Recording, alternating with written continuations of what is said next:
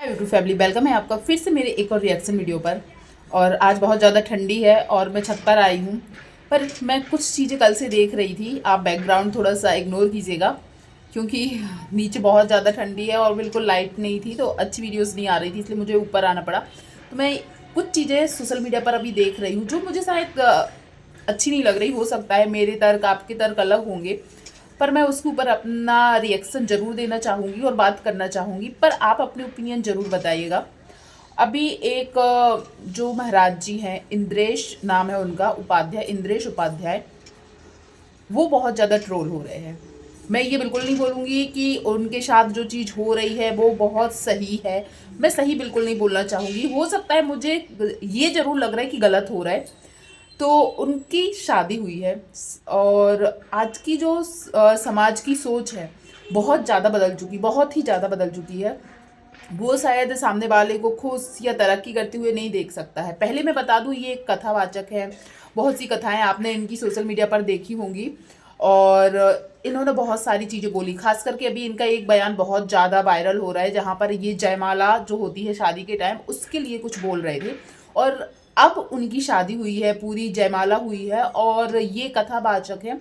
तो लोग इनसे ये चीज़ बोलना चाहते हैं कि ये कथावाचक है तो ये इतने अच्छे से शादी कैसे कर सकते हैं। इन्होंने जयमाला के बारे में ऐसा बोला तो इन्होंने जयमाला फिर क्यों पहनाई है, या ये दूसरों को सीख देते हैं मोह माया, जो मोह माया या धन दौलत या जो भी होता है, इन सब से दूर रहने की शिक्षा देते हैं, पर ये खुद उसमें फंस रहे हैं। ऐसी चीज़ें बोली जाती हैं। जैसे कि अनिरुद्ध आचार्य को भी कई बार बोला गया है।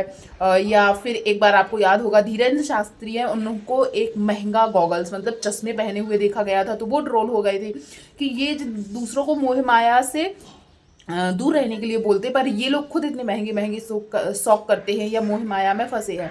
आपको पता होगा जया किशोरी जो है, उनके पास एक बार गुची का बैग देखा गया था। जो जानते हैं तो उनको पता होगा, बहुत महंगा ब्रांड है वो।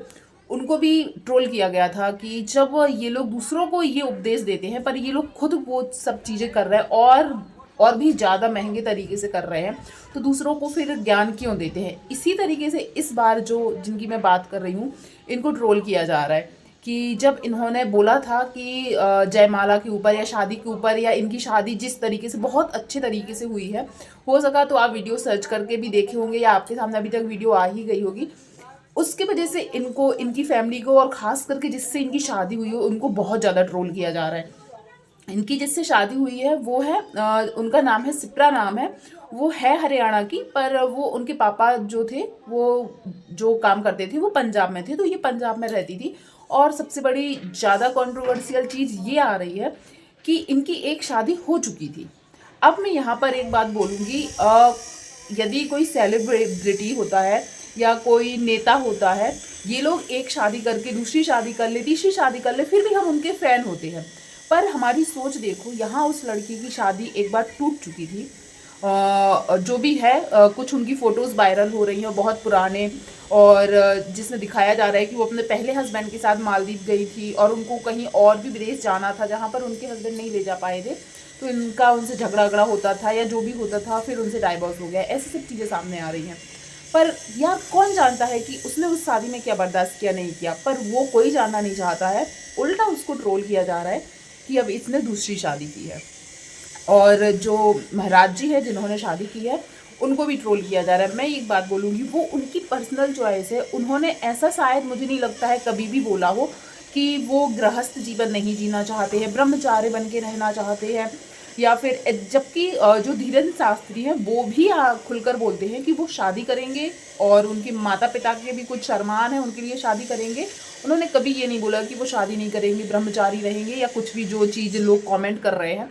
तो मुझे लगता है कि लोग ऐसे सवाल क्यों, यदि आप उठाते हो तो उन लोगों पर भी सवाल उठाना चाहिए, क्योंकि ये सनातन धर्म के बारे में बोलते हैं, कथाएं करते हैं, तो इनसे हम ये चीज़ सुनना चाहते हैं कि ये भी बिल्कुल वो भगवा वाले वस्त्र या वो ऑरेंज कलर के कपड़े होते हैं, वो तुलसी माला या रुद्राक्ष पहन के जंगलों में निकल जाए, ऐसा ना वो दूसरों को बोलते हैं और ना खुद करते हैं।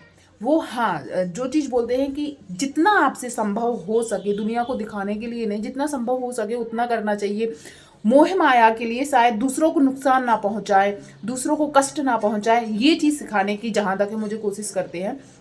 और होते भी हैं, कुछ बाबा ऐसे उदाहरण रहे हैं या कुछ धर्म के नाम पर ऐसे उदाहरण रहे हैं जिन्होंने दूसरों को नुकसान पहुंचाया। जैसे कि बहुत से, मैं नाम नहीं लेना चाहूँगी, हम लोगों ने देखा है पहले और बहुत सारी न्यूज़ भी सुनी है। कुछ बाबा ऐसे होते हैं जो हाँ दिखाते हैं दूसरों को कि हम सनातन धर्म के लिए हैं, हम जो चीज़ आपको बोल रहे हैं या जो कथा बता रहे हैं उनका पालन करते हैं, और वो कुछ और ही काम करते हुए पाए गए हैं, जेल भी गए हैं, बहुत ज़्यादा उनकी कंट्रोवर्सी हुई है। पर उनके वजह से हम सबको, जो जो कथावाचक है सबको शायद नहीं बोल सकते हैं। जैसे कि अब एक वीडियो इसमें, इन्हीं की शादी में एक वीडियो आ रही है जिसमें जो अनिरुद्ध आचार्य हैं वो डांस कर रहे हैं, उनको ट्रोल किया जा रहा है कि ये कैसे इनके में डांस कर रहे हैं, ये दूसरों के लिए बोलते हैं। उनका एक और वीडियो बहुत ज़्यादा वायरल हो रहा है अभी कि उन्होंने जो जात पात के बारे में होता है, किसी को सुअर कह के संबोधित किया है, किसी को गधा कह के संबोधित किया है। धर्म के नाम पे बोल रही हूँ, तो वो किस धर्म को सुअर बोल रहे हैं। शेर की पैदाइश शेर की होती है, सुअर की होती है, तो सबको पता है। मैं उस धर्म का नाम भी नहीं लूँगी कि इन्होंने किस धर्म को सुअर बोला था।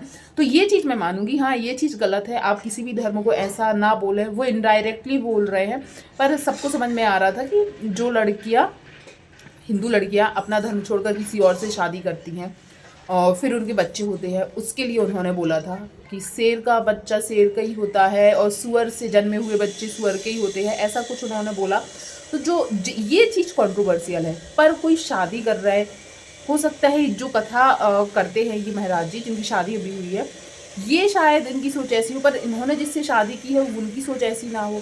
उनके बारे में भी, उनके जो पुराने वीडियोस हैं, पुराने फ़ोटोज़ हैं, जो सिपरा है जिनसे शादी हुई है, वो सोशल मीडिया से खंगाल खंगाल के सब निकाल रहे हैं और दिखा रहे हैं कि ये ऐसी है ऐसी है। उन्होंने कुछ वीडियोस पहले स्टार्ट की थी, फिर उसमें उनको उतना अच्छा रिस्पॉन्स नहीं मिला, तो उन्होंने भी जो धार्मिक वीडियो होती हैं ऐसी वीडियो बनाना स्टार्ट किया। तभी उनकी मुलाकात, फिर इनकी मुलाकात जो इंद्रेश उपाध्याय हैं इनसे होती है, और शायद उनकी पहली शादी जो होती है 2021-22 में होती है, और फिर ये मिलती है शायद 24 में, जैसे मैंने सोशल मीडिया पर सुना। और अब इनकी शादी की वीडियोस कुछ दिन, 2 दिन 3 दिन से बहुत ज़्यादा वायरल हो रही। तो आप ज़रूर बताइएगा, क्या आपने कभी इन लोगों से ये सुना कि ये ताजीवन ब्रह्मचार्य रहना चाहते? मुझे एक चीज़ और याद है, जैसे कि मैंने बोला है जया किशोरी के पास एक पर्स देखा गया था, जबकि उन्होंने भी कभी शादी से मना नहीं किया है।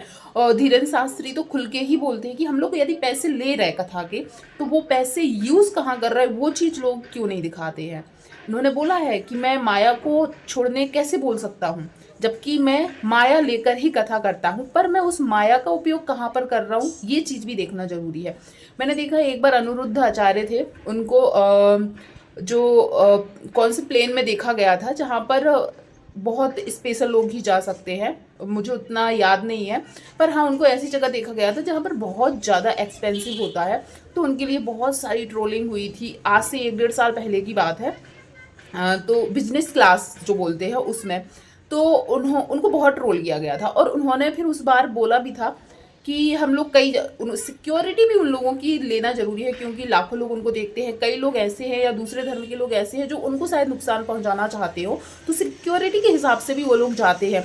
अब वो लोग भी राह चलते ऐसे नहीं जा सकते हैं। आप देखिएगा प्रेमानंद महाराज जी भी जब जाते हैं ना, उनके साथ बहुत सारे लोग होते हैं, आप अकेले उनको कहीं भी नहीं देख पाओगे, क्योंकि हो सकता है हम हिंदू हैं, हम सनातन धर्म को मानते हैं, इसलिए हम उनको पूज रहे हैं। मैं बहुत मानती हूँ प्रेमानंद महाराज जी को भी, तो मैं मानती हूँ कि हाँ उनको अकेले नहीं छोड़ सकते, क्योंकि हम लोग सनातन धर्म को मानते हैं, इसलिए वो हमारे लिए पूजनीय है।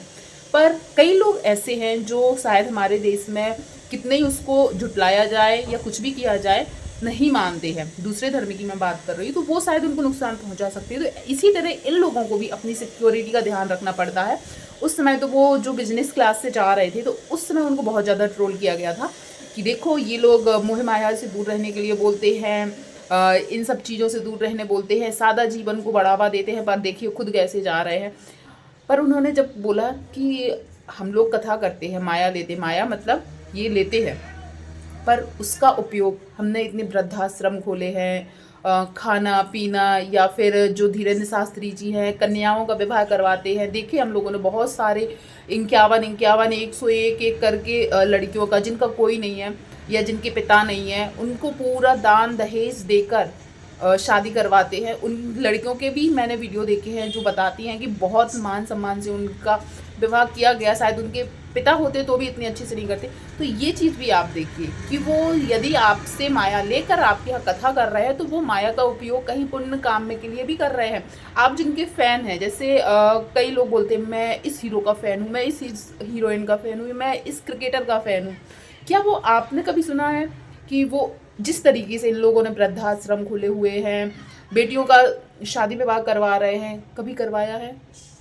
और करवाते भी हैं बहुत से लोग, जैसे पलक मुच्छल है, मैंने देखा है वो जो हार्ट पेशेंट होते हैं उनकी सर्जरी का पूरा खर्चा उठाती हैं और आज तक उन्होंने कई कम से कम बहुत, उन्होंने जितना मैंने इंटरव्यू में देखा है कई हज़ारों के हार्ट पेशेंट लोग जो है उनके ट्रीटमेंट करवाया है। तो कई लोग करवाते भी हैं।